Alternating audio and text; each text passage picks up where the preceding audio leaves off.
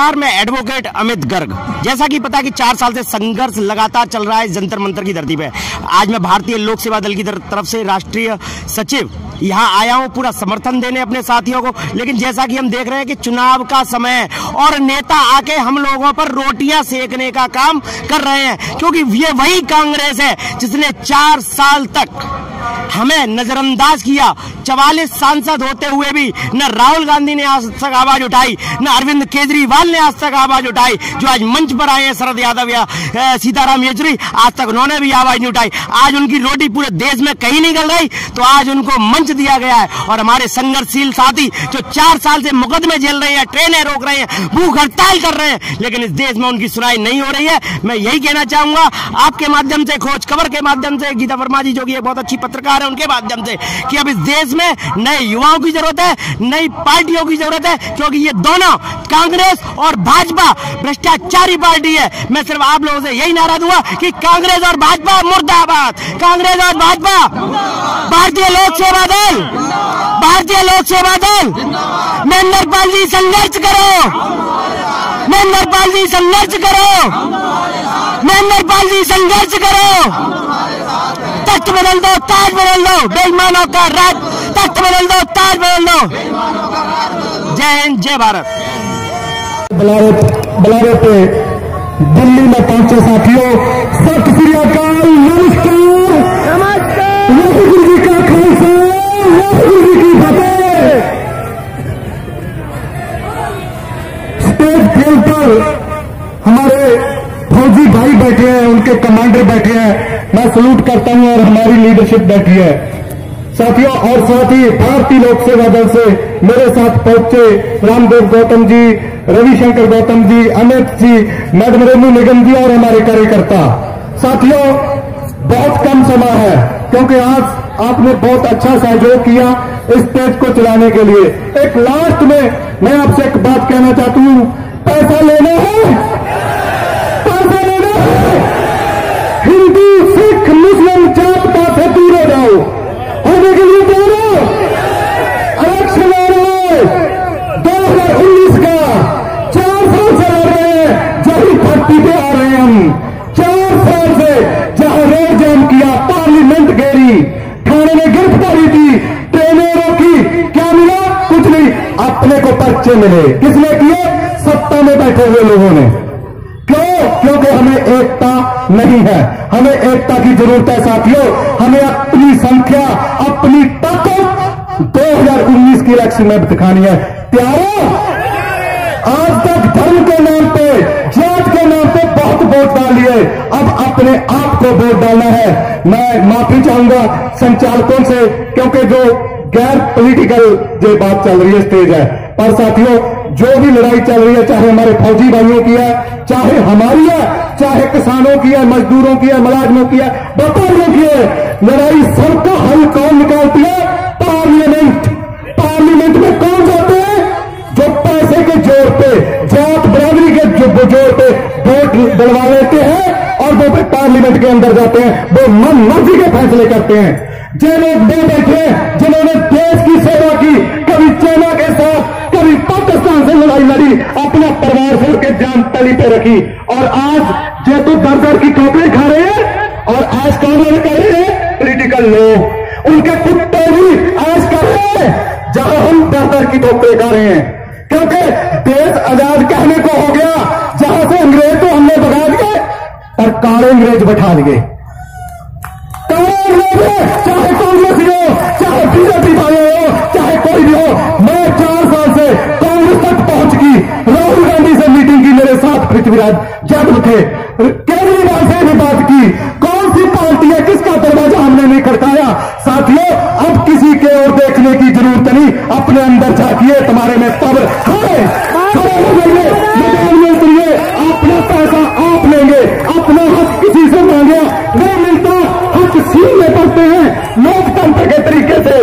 2019 की इलेक्शन आ रही है, आप ही लड़ो, आप ही जीतो, पार्लियामेंट जाओ, अपना पैसा आप ले लो। और फौजी भाइयों को कहूंगा, अगर कहीं एक रीढ़ महंगा हमारा अंदर चला गया, आप रोड पे लड़िए, हमारा आदमी पार्लियामेंट में लड़ेगा। हम आज तक रोड पे लड़ते आए हैं, पार्लियामेंट में हमारे लिए कोई नहीं लड़ा। सब मुद्दे उठाते हैं, मुद्दे उनके लिए हम मुद्दे हैं, हमारे लिए हम पीड़ा है। साथियों, एक हो जाओ, समय 3 मंथ है। मैं आपको रिक्वेस्ट करूंगा, 3 मंथ पॉलिटिकल हो जाओ, 3 मंथ होली, फिर हम आंदोलन करेंगे, ट्रेनें रोकेंगे, पार्लियामेंट घेरेंगे, जो भी करना पड़ा वो करेंगे, अपना हक लेके रहेंगे। सत श्री अकाल, वाहिगुरु जी का वाहिगुरु जी की बात है। बहुत बहुत धन्यवाद।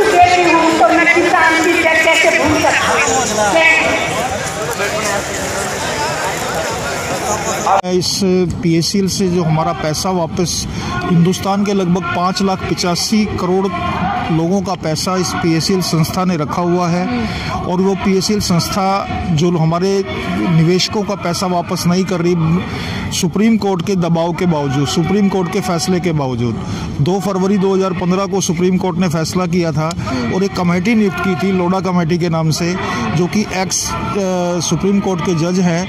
लोढ़ा कमेटी ने ये निर्देश दिया था कि भी जितनी भी PACL की प्रॉपर्टी है उनको सीज करके, इनको सेल आउट करके पब्लिक का पैसा दिया जाए।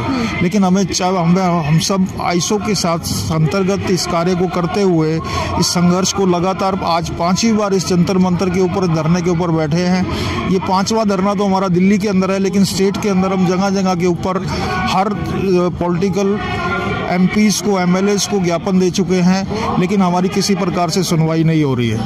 आखिर में आकर के हम लोगों ने ये निर्णय लिया है कि ये धरना जो आज हम दे रहे हैं, इसके बाद अगर हमारा कोई फैसला होता है तो ठीक है, अदरवाइज हम लोगों ने ये विचार किया है सभी लोगों ने मिलकर के कि पहले PACL का भुगतान होगा और मतदान बाद में होगा। हम लोग बिल्कुल इस पार्टी के विरोध के अंदर कार्य कर रहे हैं, बिल्कुल इस पार्टी से बिल्कुल नाराज़ हैं, क्योंकि पिछले 4 साल से लगातार संघर्ष के बावजूद हमारे को PACL का पैसा लोगों को वापस मिलने के अंदर कोई भी उम्मीद की किरण एक बार भी नज़र नहीं आई। हमें क्यों लग रहा है कि आपका जो पैसा है वो क्यों नहीं मिल रहा?